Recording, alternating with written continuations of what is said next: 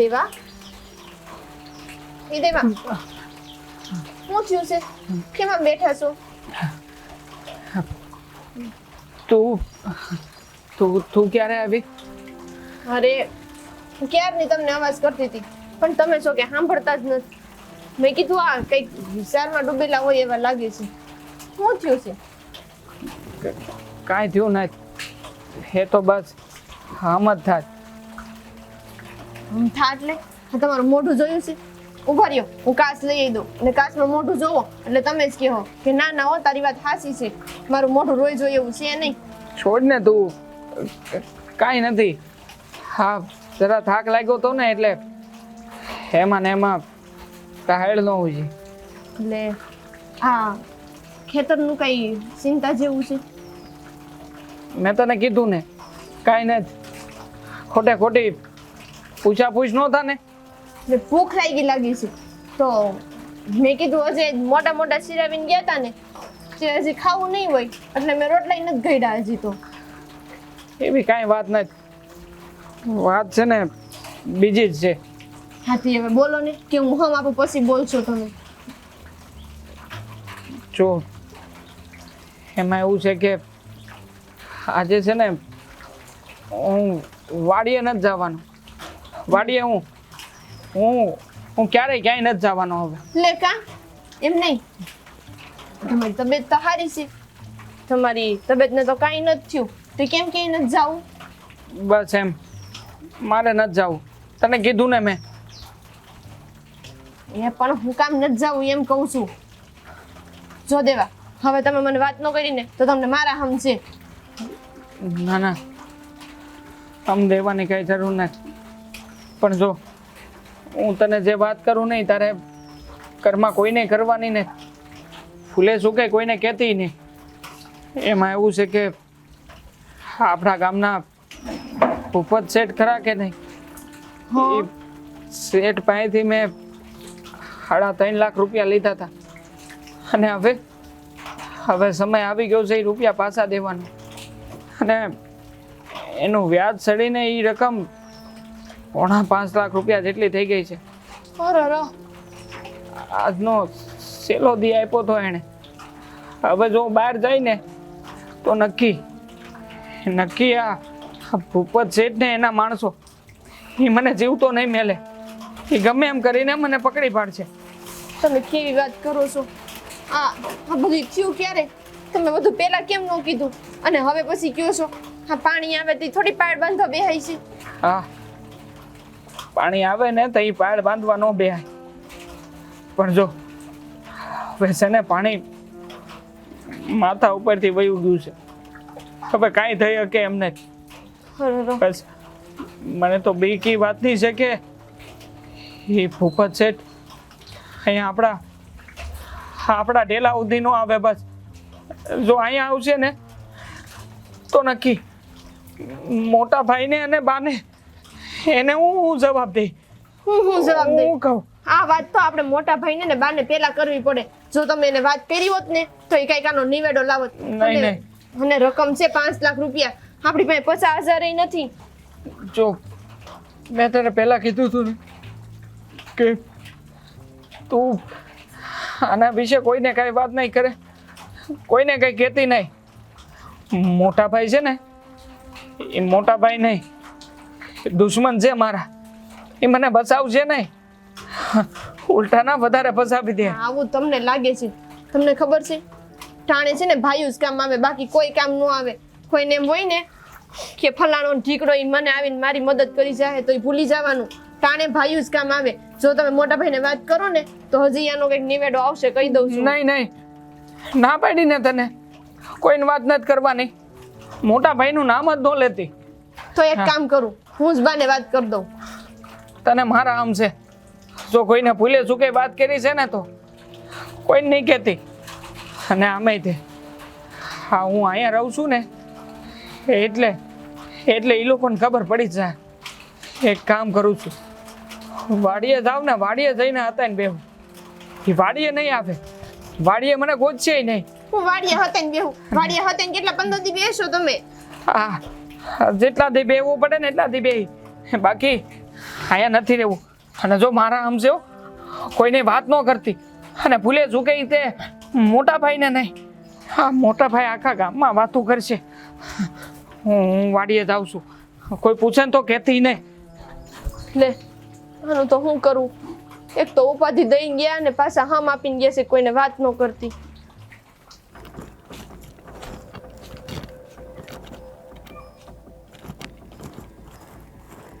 ઓ શેઠ, આવો આવો, આ બાજુ આવો. હાલો. હા હા આવું.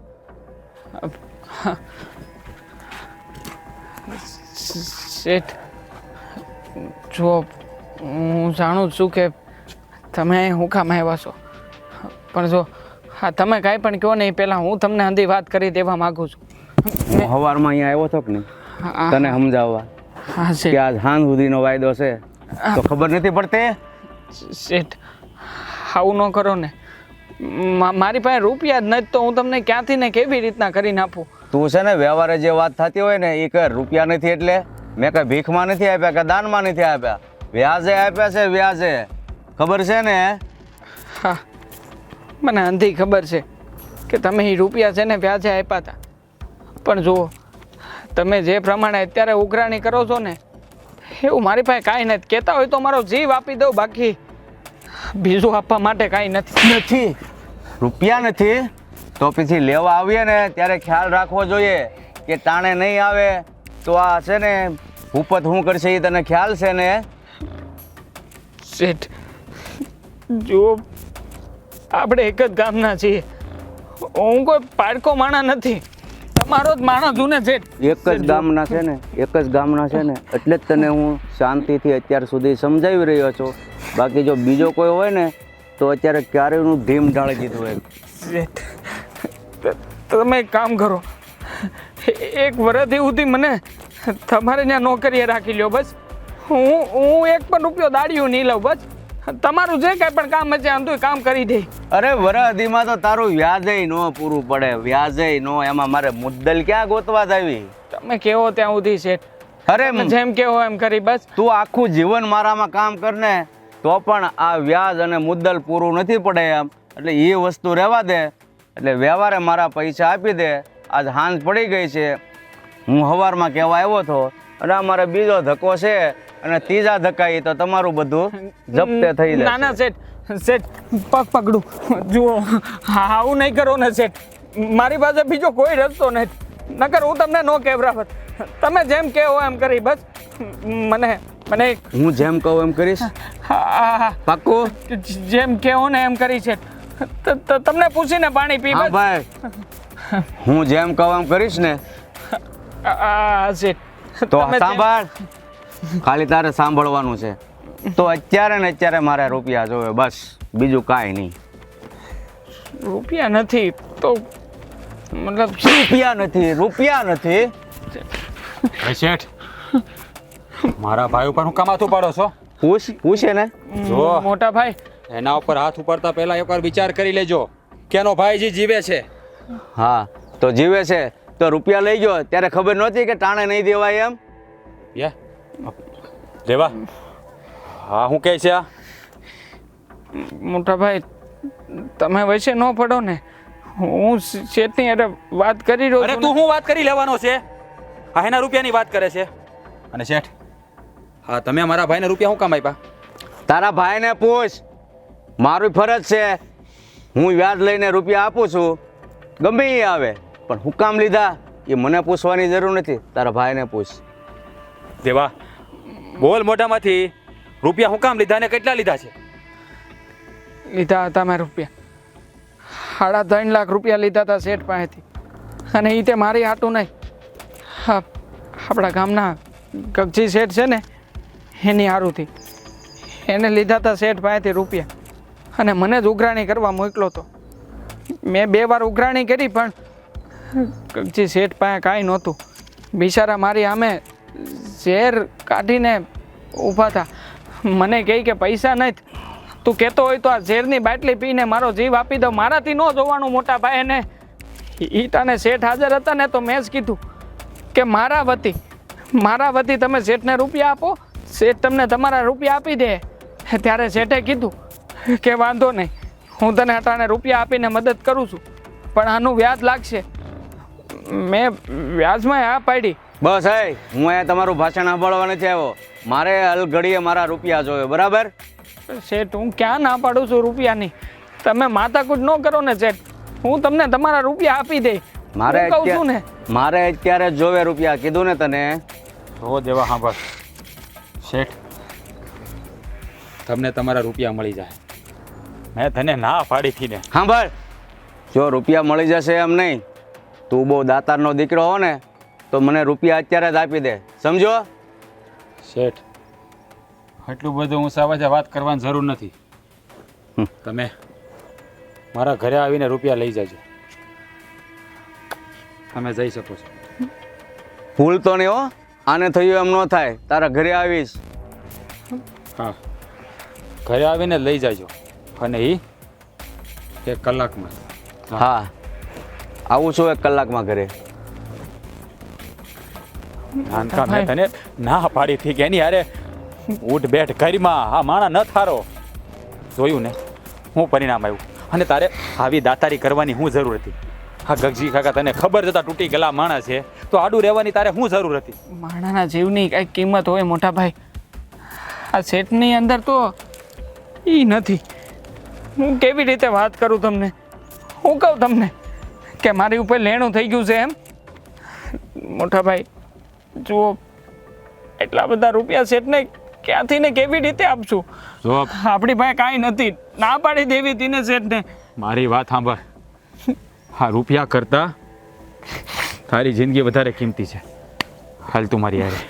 પણ મોટા ભાઈ જો.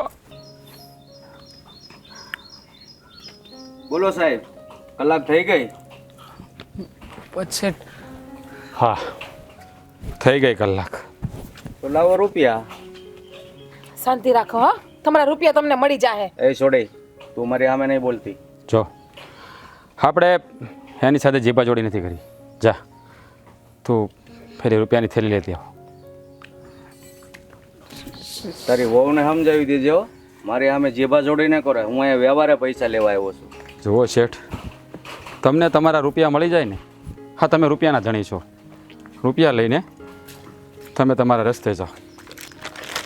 લો, આમાં પૂરા પોણા 5 લાખ રૂપિયા છે. હા વ્યાજ સહિત. ચાલો, મને મારા રૂપિયા મળી ગયા. આપણો હિસાબ ચૂકતે. ચાલો, રામ રામ. 1 મિનિટ.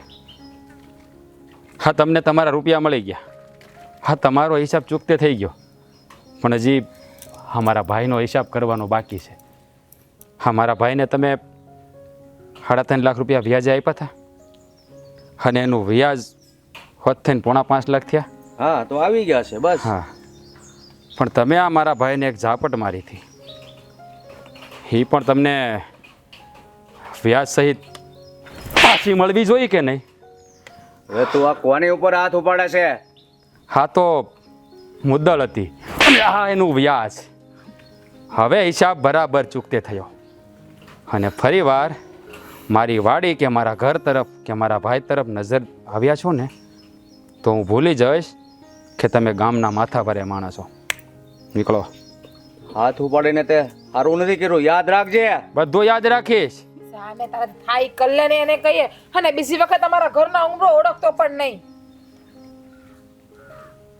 મોટા ખાવાને ભાઈ છે ને આમ જ જવાબ દેવાય. ભાભી ભૂલ થઈ ગઈ મારી. જે પગલું મારે ભરવું નહોતું જોઈતું ને એ જ પગલું ભરાઈ ગયું મારાથી. અરે નાનકા, બની શકે તો તમારા ભાઈને માફ કરી દેજો ને મોટા ભાઈ. અરે ગાંડા, તારા કરતા હા પોણા 5 લાખ રૂપિયા વધારે છે મારા માટે. અરે તારે મને એકવાર તો વાત કરવી જોઈએ ને. હે અરે ગાંડા, તારા માટે હું મારો જીવે આપી દઉં તો આ રૂપિયા શું ચીજ છે? હે મેં તને પહેલાંય ના પાડી હતી કે આ માણા બહુ ખરાબ છે, આની સંગત ન કરતો. ફસાઈ ગયો ને. જો હા પૈસા છે ને એ મહત્ત્વના નથી, મહત્ત્વની છે આપણી આબરૂ. આ 5 માણા વચ્ચે આપણને ઈ તુકારો કરીને જાય ને તો આ બાપના નામ ઉપર ડાઘ લાગે. હું તને એ સમજાવવા માગતો હતો. અરે આપણે ભાઈઓ બાંધતા હોય તો કાંઈ આ હું ડાંગે માર્યા પાણી જુદા થાય કોઈ દી? અરે ઘર હોય ત્યાં તો ભાણા ભભડતા જ હોય, પણ કાંઈ મનમાં એટલું બધું ઝેર ભરીને ન રાખવાનું હોય. દેવા જોયું, એકવાર નહીં અનેક વાર મેં અને રાજે તને સમજાવ્યો હતો, પૂછ્યું તું હું છે ના મારો વહીવટ છે, મને મળવા આવે છે, મને આમ કરવા આવે છે. અમને ખબર તો પડી જ ગઈ હતી કે કંઈક એવું કામ થયું છે જે તું કહી નથી શકતો. જોયું ને હા કેવી પરિસ્થિતિ ઊભી થઈ ગઈ.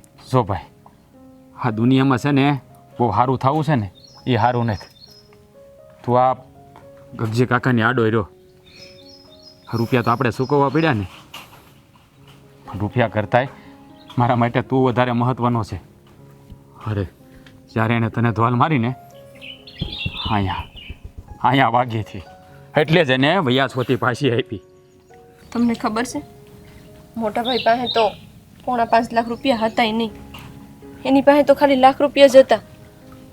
બાકીના 4.5 લાખ રૂપિયા ભાભીએ એના ઘરેણા વેચીને આપ્યા. ભાભીએ તમારા પૈસા દેવા હાટું એના ઘરેણા આપી દીધા. ભાભી હું જો ભૂલે ચૂકી તમને બોલી ગઈ હોય ને કાંઈ તો મને માફ કરી દેજો. તું હેની માફી માગેશ મારી પાસે?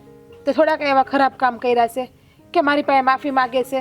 હા કયો ને દેવા ભાઈ એને કાંઈક 2 શબ્દ. ભાભી બહુ હાસી વાત સમજાવી દીધી તમે. ખરા સમય છે ને પોતાના હોય ને એ જ કાયમ લાગે, પણ હું તો આટલી સામાન્ય વાતે સમજી ન શક્યો. પારકાને આખી જિંદગી પોતાના બનાવવા માટે દોડતો રહ્યો, અને જે મારા માટે મારા પોતાના હતા ને એને હંમેશા પારકા કરતો રહ્યો. પણ ભાભી તમે ચિંતા ન કરો, તમે જે કાંઈ પણ બલિદાન આપ્યું છે ને હું વચન આપું છું તમને લોકોને.